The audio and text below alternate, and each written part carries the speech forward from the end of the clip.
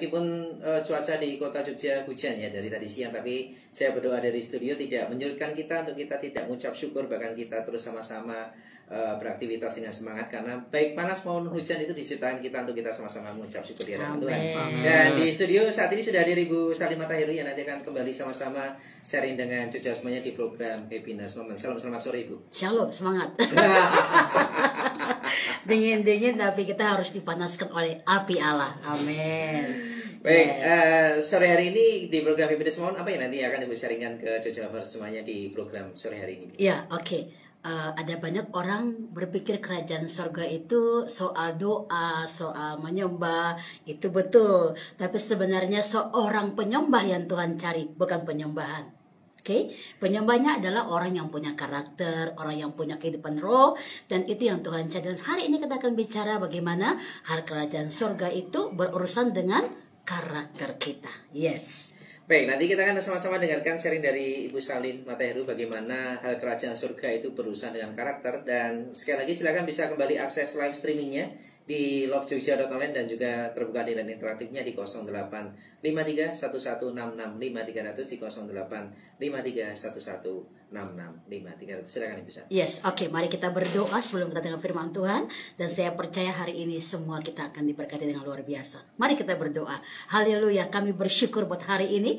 Dan kami percaya oleh kekuatan kuasa Roh Kudus, Engkau akan bukakan kebenaran firman-Mu untuk kami mengerti. Biarlah tajamkan telinga roh kami, dan biarlah Engkau juga mempertajam mata roh kami. Sehingga apa yang kami dengar, apa yang kami baca, kami percaya kekuatan roh itu tercurah atas kami. Karena ini adalah berkat buat kami. Kami menangkap, kami mengambil, dan kami berkata, diberkatilah tubuh jiwa roh kami untuk kemuliaan nama Tuhan. Dalam nama Tuhan Yesus kami berdoa. Haleluya. Amin, amin, amin. Puji Tuhan. Oke, hari ini saya akan bicara bahwa hal kerajaan surga berurusan dengan karakter. Wow, kok bisa? Iya, saudara.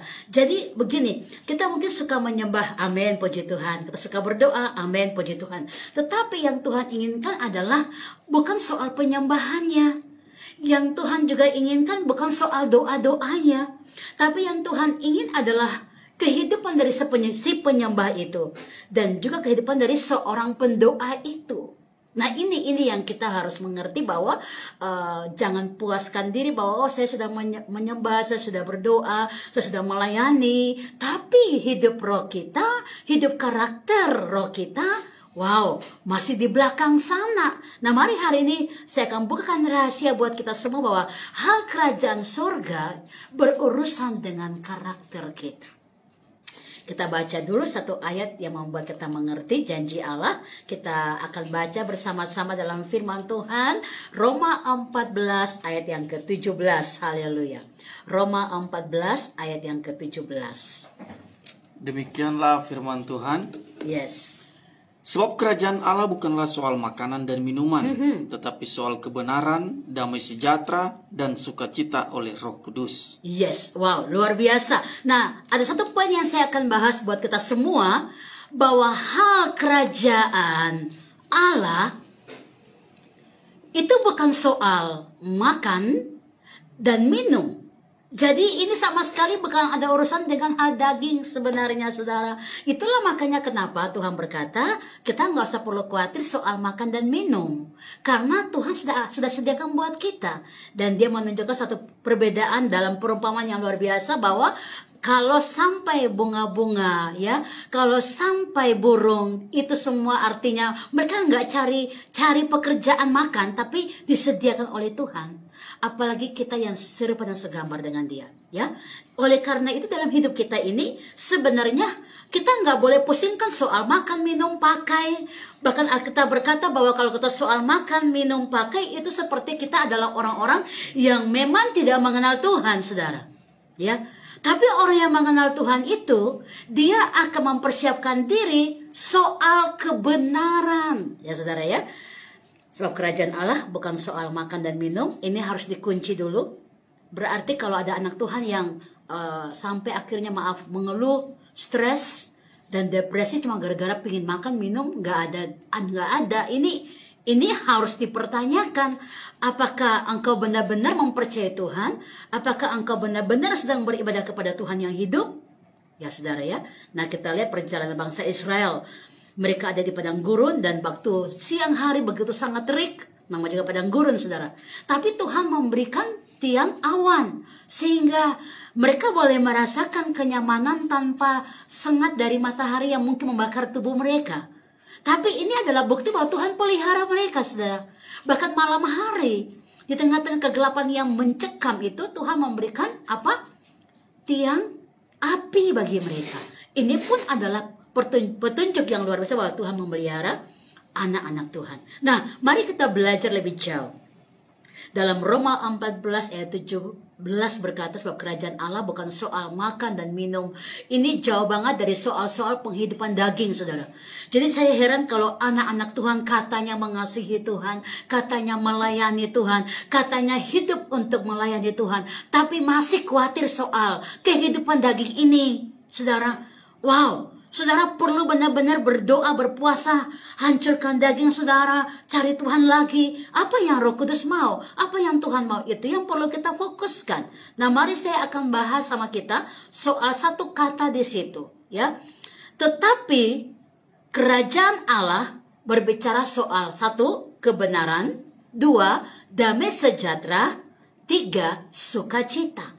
Nah, saya akan bahas yang pertama. Ya, kerajaan Allah itu berbicara tentang soal kebenaran. Nah, poin pertama tentang hal kerajaan Allah adalah di kata kebenaran. Mari kita belajar sama-sama.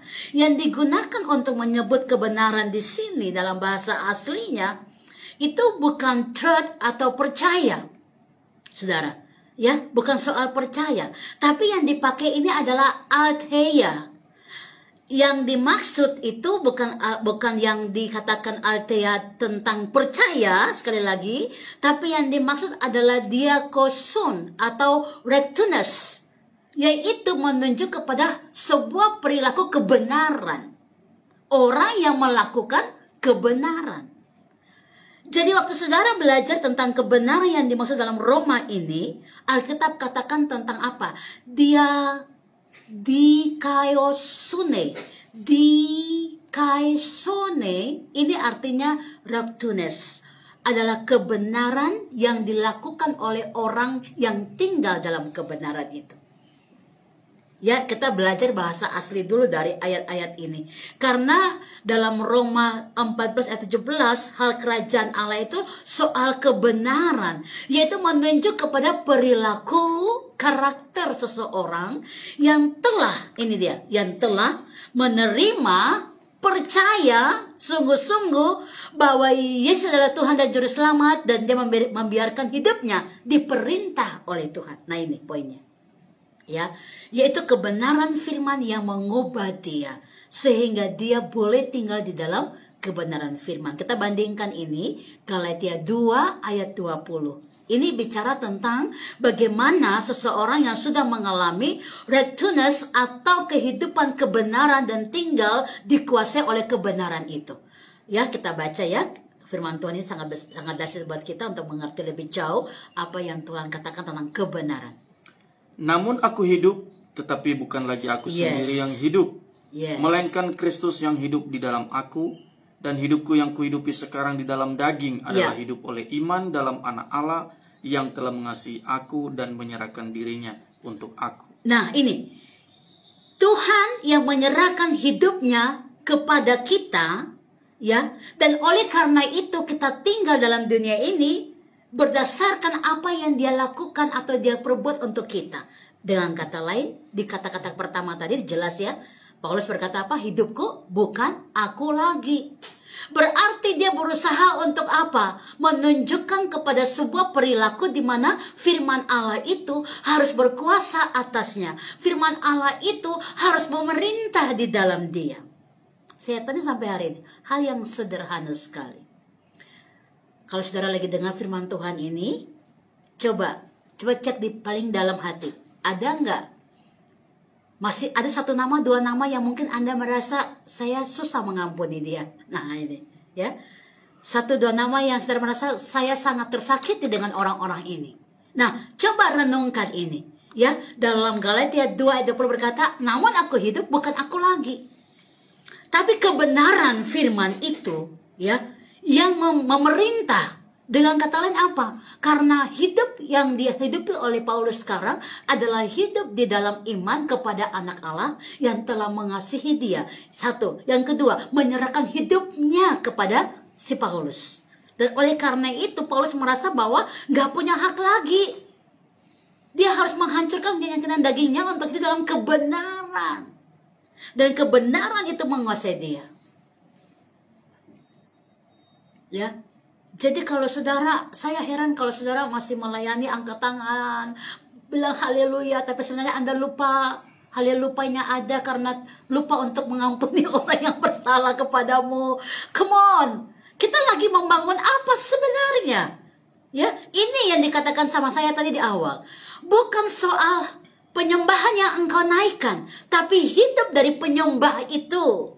Ya, worshiper, saudara dan saya. Seorang yang menyembah dalam roh dan kebenaran. Hidup kita dipimpin dalam roh dan kebenaran. Makanya begini, hati nuraninya harus diasah. Bagaimana diasah? Kita baca ya, Roma 12 ayat yang kedua. Ini cara mengasahnya seperti itu. Ya, hati nurani, semua orang punya hati nurani untuk bisa bedakan mana yang baik, mana yang tidak. Lalu beranjak kepada apa yang jadi kehendak Tuhan dan apa yang bukan kehendak Tuhan. Kita baca Roma 12 ayat yang kedua. Janganlah kamu menjadi serupa dengan dunia ini. Oke, stop dulu. Jangan jadi serupa. Jangan jadi sama dengan kehidupan orang-orang dunia yang belum kenal Tuhan. Itu maksudnya. Terus? Tetapi berubahlah oleh pembaruan dirimu. Berubahlah oleh karakter, oleh perilaku kita, oleh apa? Budi pekerti. Lanjut. Sehingga kamu dapat membedakan. Nah lihat, kalau kita bisa berubah, memahat. Jadi kata karakter itu dari karasein, arti bahasa aslinya, bahasa Yunani, karasein itu adalah memahat, lalu dilukis. Seperti seorang seniman. Waktu dia berjalan di pinggir pantai, dia melihat ada sebongkah kayu yang hanyut, ya. Karena dia seniman, dia akan ambil kayu itu, kemudian dia memahat sedemikian rupa, kemudian apa? Dia melukis dan mengukir sedemikian rupa, sehingga kayu tadi, sebatang kayu yang di pinggir pantai yang tadi nggak berharga, mungkin di mata saya nggak berharga, karena saya bukan seorang seniman, ya kan? Saya lewat aja, tapi bagi seorang seniman, ya, setelah dia bawa pulang kayu itu, dia memahat begitu rupa, dia melukis begitu indah, dan akhirnya harga jualnya, wow, luar biasa. Bisa jadi puluhan juta karena bentuknya sudah menjadi bunga mungkin yang indah. Bentuknya udah jadi seorang wanita yang cantik mungkin. Banyak bentuk yang bisa di mata seorang seniman itu membuat membuat kayu yang tak berharga tadi menjadi luar biasa. Bahkan batu-batu yang dia ketemu, dia bisa ukir di luar biasa. Kenapa? Karena dia seorang seniman. Nah, Tuhan kita adalah pencipta yang luar biasa, saudara. Hidup kita itu harus berpadanan kepada Sang Pencipta kita. Makanya setiap hari Tuhan mau memahat kita dengan setiap keadaan situasi tanpa sadar. Sebenarnya itu adalah bagian-bagian Tuhan ingin kita dipahat untuk apa? Jangan mengeluh, tapi bersyukur. Ya, jangan ngomel-ngomel, tapi bilang terima kasih. Anda mungkin dirugikan oleh banyak orang karena Anda buat baik, tapi mereka berbuat yang tidak baik. Tapi Anda belajar, punya pandangan pikiran Kristus, punya pemandangan yang Tuhan ingin adalah yang indah yang Anda lakukan. Ya, kenapa? Supaya engkau bisa berubah untuk mengerti mana yang baik, mana yang tidak. Mana kehendak Allah dan mana yang bukan kehendak Allah. Jadi karakter dipahat, dijadikan indah supaya kita semakin luar biasa. Makanya jangan begini. Kalau Anda semakin keras dengan hati Anda, oleh karena banyak sakit hati, kecewa, ya, banyak luka-luka batin yang dibiarkan, maka Anda akan susah untuk dipahat. Karena luka-luka itu begitu sangat banyak dan belum disembuhkan. Jadi saudara perlu mengerti kalau engkau sudah menerima pengampunan Tuhan, apakah pantas kita susah mengampuni orang yang bersalah kepada kita? Ya, ini pertanyaan yang perlu kita renungkan. Karena setiap orang yang sudah menerima pengampunan Tuhan akan mudah mengampuni orang yang bersalah kepada dia. Ya, karena kita juga berkata begini, kalau engkau baik sama orang yang baik, apalah nilainya? Semua orang bisa melakukannya. Tetapi saat engkau berbuat yang baik kepada orang yang jahat, Itu poinnya, bahwa kita punya karakter, sudah mulai jadi dewasa, dibentuk menjadi indah seperti Kristus. Berubahlah oleh pembaruan budimu supaya engkau bisa bedakan mana yang baik, mana yang tidak, mana kehendak Allah dan mana yang bukan kehendak Allah. Kata yang sama digunakan oleh Tuhan Yesus tentang kebenaran, ya. Hal kerajaan Allah bukan soal makan dan minum, tetapi soal kebenaran. Dan Tuhan Yesus menegur murid-muridnya pada waktu itu, jika hidup keagamaanmu tidak lebih benar, ya, daripada hidup keagamaan ahli-ahli Taurat dan orang-orang Farisi, sesungguhnya kamu tidak akan masuk ke dalam kerajaan sorga. Matius 5 ayat 20 menjelaskan itu. Kita baca sekali lagi, saudara, ya, biar kita mengerti. Jadi Tuhan bilang begini, kita itu rupanya dipacu oleh Tuhan supaya apa? Berbuat lebih, supaya tidak ada rasa kata puas. Tapi kita mau belajar berubah lebih baik dari hari kemarin. Terus dipakai oleh Tuhan. Kemudian mau dikoreksi. Kemudian biarkan karunia-karunia roh semakin ditambahkan kepada kita. Karena memang karakter ini penting. Dan Tuhan melihat kepada sikap hati kita selalu. Matius 5 ayat 20, mari kita baca bersama-sama. Haleluya. Maka aku berkata kepadamu, jika hidup keagamaanmu tidak lebih benar daripada hidup keagamaan ahli-ahli Taurat dan orang-orang Farisi, sesungguhnya kamu tidak akan masuk ke dalam kerajaan surga. Nah, saudara lihat ini, apa yang Tuhan maksudkan? Kita mengerti bahwa nama juga ahli Taurat. Orang-orang yang sangat ahli dengan masalah soal teologi firman Allah. Mereka sangat ahli, mereka sangat mengerti, tetapi mereka sulit melakukan kebenaran. Inilah makanya Tuhan berkata, jangan cuma engkau hafal soal ayat-ayat ini ada di mana, jangan cuma engkau hafal bahasa-bahasa aslinya, tapi engkau lupa melakukannya. Ya, Tuhan membandingkan ini karena apalagi orang-orang Farisi, orang-orang yang paling suka komplain, suka protes, dan suka melihat hal-hal yang kalau salah mereka serbu. Seakan-akan mereka udah sangat luar biasa, saudara. Nah, kalau kita hanya mengenal firman, hanya membaca sebagai sebuah ilustrasi doang, hanya membaca sebagai sebuah pengetahuan saja, ini bahaya, saudara. Firman itu harus menjadi bagian dalam diri kita, bukan sekedar pengetahuan. Tetapi saudara dan saya mengalami firman itu. Makanya Tuhan berkata, kalau engkau punya hidup sama seperti mereka, tidak lebih dari mereka, engkau tidak akan masuk dalam kerajaan surga. Jadi Tuhan ini tidak inginkan saudara hanya liturgisme, melakukan ibadah-ibadah yang sesuai dengan memang ya oke, aku sudah menyembah Tuhan, haleluya. Bahkan ada banyak orang berdoa di pondok-pondok syafaat, tapi kalau cek semakin dalam, mereka ini rupanya bukan terpanggil untuk berdoa, saudara. Tapi ada banyak orang berdoa oleh karena pelarian. Kenapa? Oh, aku udah kecewa daripada aku nggak melayani, aku di pondok syafaat. Saudara harus mengerti, Tuhan lagi bicara tentang your character, attitude, kepekaan di dalam roh. Amin. Bagaimana saudara bisa berdoa memberkati orang lain sementara di dalam hatimu banyak sekali luka-luka hati yang belum terselesaikan. Dan orang-orang yang luka-luka hati ini akan terlihat mereka suka melukai orang lain, saudara. Orang-orang yang kekurangan kasih sayang akan mencari perhatian orang lain untuk menerima kasih sayang. Tapi orang yang sudah menerima kasih Kristus sangat komplit, sehingga kasih itu besar dan dia bisa berikan untuk orang lain. Yes. Amin, haleluya. Dan ini yang Tuhan bilang, ya, kalau hidup keagamanmu cuma soal liturgisme doang, ya, bahkan ada orang yang begini. Bagus banget, saya kalau suka lihat orang tuh berapi-api dalam roh, saya senang. Tapi jangan sampai berlanjutnya waktu karena rutinitas pelayanan, apinya menjadi bara. Lama-kelamaan karena rutinitas juga, akhirnya sudah nggak ada bara lagi. Ini bahaya. Kenapa? Karena memang bisa situasi kondisi saat engkau mengejar kesibukan pelayanan, saya khawatir rohmu malah sudah mulai padam.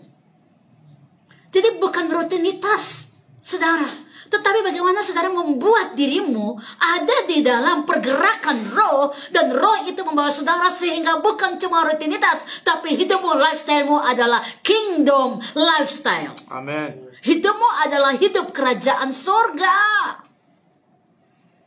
Come on, saya harus bicara tegas biar kita nggak main-main lagi ikut Tuhan. Kita lebih sungguh-sungguh ikut Tuhan, saudara. Ya, ini zaman akhir. Kalau saudara punya roh gak kuat, saudara akan kalah oleh macam-macam. Ya, macam-macam. Bayangkan ya, ngeri banget Tuhan bilang begini. Kamu ini siapa? Aku gak kenal kamu. Nyala kamu. Kepada siapa Tuhan bilang? Orang yang bilang begini, Tuhan, bukankah aku mengadakan mujizat demi namamu? Bukankah aku berdoa demi namamu? Dan Tuhan bilang, enyalah engkau, hai pembuat kejahatan. Emangnya dia buat kejahatan apa? Rupanya karakter rohnya gak berubah, saudara. Oh my God, saya berdoa saudara yang ikuti program ini, roh saudara semakin dihancurkan untuk semakin murni dalam perkenanan Tuhan. Ini akhir zaman saudara. Tuhan mau anak-anak Tuhan semakin berakar ke dalam, bertumbuh ke atas dengan arah kepada pimpinan kuasa Roh Kudus, dan menjadi bagian yang penting bahwa perubahan yang besar dalam kuasa Roh Kudus. Dunia membutuhkan damai, dunia membutuhkan kasih Kristus. Saudara dan saya harus menjadi bagian itu. Nah, oleh karena itu kita nggak boleh main-main ikut Tuhan. Kalau kita bicara soal kerajaan Allah, saudara harus mengerti Tuhan mengecam orang-orang yang cuma sekedar melakukan rutinitas pelayanan, tapi karakter mereka nggak berubah. Tuhan mengecam luar biasa. Ya, mari kita belajar lebih jauh firman Tuhan ini. Nah, waktu Tuhan bicara kepada ahli-ahli Taurat tentang bagaimana hidup mereka harus berubah dan kita yang menjadi bagian dalam perkenanan Tuhan, Tuhan lagi bicara tentang sesuatu yang penting, bahwa kita nggak boleh main-main soal pelayanan, soal melayani Tuhan, karena ini bicara tentang karakter kerajaan surga. Hidup keagamaan di sini adalah dikaiosune, bukan trust. Penyataan ini merupakan panggilan supaya orang percaya yang telah menerima kebenaran firman, hidup dalam kerajaan surga. Artinya kingdom lifestyle, kehidupannya itu begitu. Ya, merefleksikan karakter perilaku sebagai anggota kerajaan Allah. Itu yang Tuhan inginkan. Makanya begini, kalau saya khotbah, berapa yang percaya ada mujizat Tuhan? Semua angkatan. Amin, yes. Tapi percaya itu rupanya bukan sekedar hanya dijawab saat ditanya. Percaya itu waktu engkau harus benar-benar menaklukkan daging, egomu, sombongmu, keangkuhanmu, untuk percaya hidup ke dalam Yesus. Aku di dalam dia dan dia di dalam aku. Karena dalam 1 Petrus 2 ayat 9 dan 10 berkata, kita yang dulu gak kenal Tuhan sekarang mengenal dia. Kita yang dulu dalam kegelapan sekarang dalam terang Tuhan yang ajaib. Untuk apa? Menceritakan perbuatan Tuhan yang ajaib. Makanya langsung Tuhan berkata, kamu adalah bangsaku yang terpilih, imamat yang rajani, bangsa kepunyaanku yang kudus. Imamat yang rajani, kepunyaan Allah. Ini nggak main-main. Makanya dalam hal ini Tuhan ingin supaya orang percaya harus meminta kepada pimpinan Roh Kudus setiap hari untuk dia boleh melepaskan segala keangkuhannya dan merefleksikan diri kepada firman Allah. Ya, orang percaya akan digarap oleh Roh Kudus. Ya, sehingga memiliki karakter yang melampaui standar manusia pada umumnya.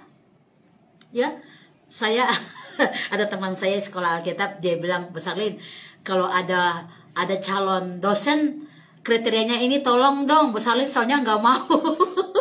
Cari yang lain dong. Kalau bisa paling enggak di bawah Bu Sarlin satu lah. Saya pikir apa, salah saya baca bagus juga, dan saya rasa semua sekolah Alkitab harus punya kriteria ini. Apa? Pertama, cinta Tuhan. Yang kedua, karakter rohnya. Yang ketiga, dia orang yang humble. Yang keempat, dia orang yang membayar harga. Oh my God. Yes, karena Anda dosen dalam roh, harus lebih dalam roh. Dan itu standar yang bagus, supaya anak-anak rohani Anda juga mendapat impartasi yang luar biasa.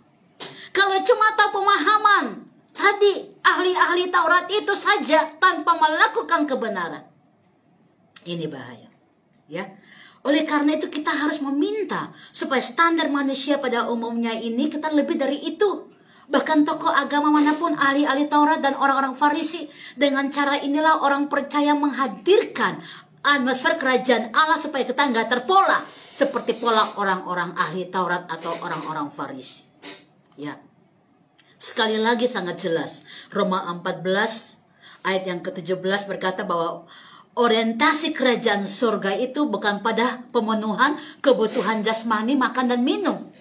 Sebaliknya soal perilaku karakter seorang yang sudah menerima keselamatan. Apakah saudara sudah menerima keselamatan? Yes. Coba cek. Coba cek. Karena akan terlihat kalau saudara sudah menerima keselamatan. Coba lihat, masih ada nggak karakter buruknya? Cek ya, 1, 2, 3, 4. Pada hari ini minta Roh Kudus menyelesaikannya buat kita. Amin. Ya, amin. Ya, dengan kalimat lain, tujuan kedatangan kerajaan surga bukanlah mewujudkan kenyamanan hidup duniawi kita, tetapi kenyamanan hidup dunia ini tidak lagi menjadi tujuan kita, tapi tujuan kita adalah bagaimana kita hidup sebagai anak-anak kerajaan Allah dengan karakter-karakter ilahi yang luar biasa. Luar biasa, saudara. Amin ya. Bila orang percaya tidak memiliki pengertian yang benar tentang kehidupan ini sesuai tuntutan atau tadi aletheia, maka jalan hidupnya ya yang menjadi kebenaran itu pasti akan menyimpang, sesat. Ya.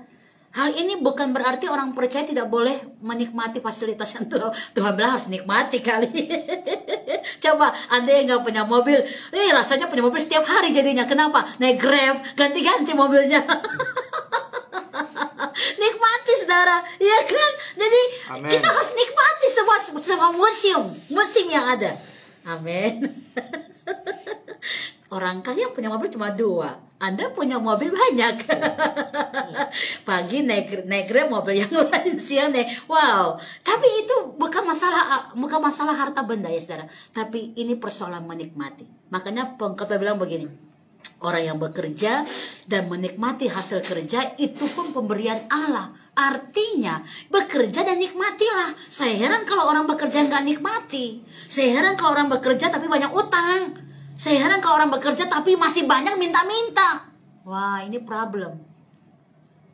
Ada yang salah dengan saudara. Hidup kerajaan surga belum terrealisasi. Ya.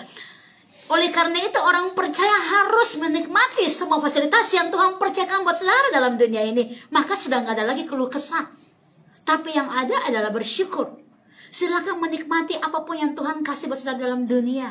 Tetapi jangan menjadi orang-orang yang kecanduan. Kecanduan dalam arti yang Anda mau dan waktu tidak ada Anda mulai bersungut-sungut. Saya heran kalau kita masih seperti itu. Dan rasanya seperti hampa. Kalau saudara tidak melihat sesuatu yang saudara butuhkan dan terjadi sepertinya hampa. Come on, stop dengan hal itu. Kita harus menikmati kebahagiaan karena sumbernya sudah ada dalam diri kita, yaitu Yesus Kristus. Ya, orang percaya dalam segala keadaan dia dapat menikmati anugerah surgawi. Oleh karena apa? Dimensi kerajaan Allah itu ada di dalam kehidupannya dia. Bukan bahagia yang ditopang oleh fasilitas dunia. Bukan. Tetapi kekayaan sesungguhnya adalah firman Allah itu berbuah lebat dalam diri kita. Coba Alkitab berkata dalam Yohanes 10 ayat 10, kita baca dulu ya. Saya mau kupas sebentar di sini bisa mengerti tentang hal kebenaran itu. Yohanes 10 ayat 10, pencuri datang hanya untuk mencuri dan membunuh dan membinasakan. Ya. Aku datang supaya mereka mempunyai hidup dan mempunyainya dalam segala kelimpahan. Saya mau bahas yang bagian aku datang supaya mereka mempunyai kehidupan dalam kelimpahan. Nah, limpahnya ini apa? Ini yang saya bingung orang Kristen, orang paling kaya dalam segala sesuatu yang gak dibeli dengan uang. Pertama apa? Waktu Anda bisa bersuka cita di saat Anda mungkin gak punya uang. Bersuka cita di saat Anda bisa mengampuni orang yang bersalah kepadamu. Bersuka cita di saat Anda dihianati oleh seseorang. Saya suka satu caption teman saya. Dia tulis begini, Anda hebat, Anda disakiti tapi Anda tetap mengasihi. Wah, yes, itu good. Kayak gitu kita segar, saudara. Amin. Ya, caption kayak gitu kita segar. Yuk, perbanyak caption yang menyegarkan jiwa yuk. Yes. Amin ya. Amin. Jangan caption yang mengeluh-mengeluh. Jangan ya. Tapi kayak gitu, Anda hebat ya. Disakiti tapi tetap mengasihi. Wah, itu luar biasa saudara ya. Jadi mari kita belajar untuk menikmati segala berkat-berkat roh. Orang percaya sebagai anggota kerajaan surga dipanggil untuk merefleksikan, meneladani hidup Yesus. Amen. Menjadi nyata di tengah-tengah dunia ini. Dunia membutuhkan kelimpahan yang sudah Tuhan janji buat kita.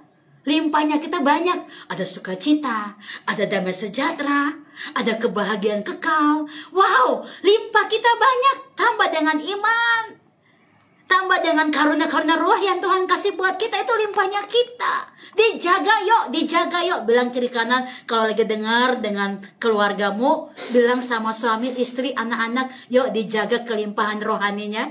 Amin. Ya, itu limpah. Tuhan datang berikan kita hidup dalam segala kelimpahan. Nah, persoalannya di akhir zaman, anak-anak Tuhan jangan miskin. Anda nggak nikmati kelimpahan yang Tuhan janjikan. Ini bahaya. Anak Tuhan sampai hari ini masih susah mengampuni, bahaya saudara.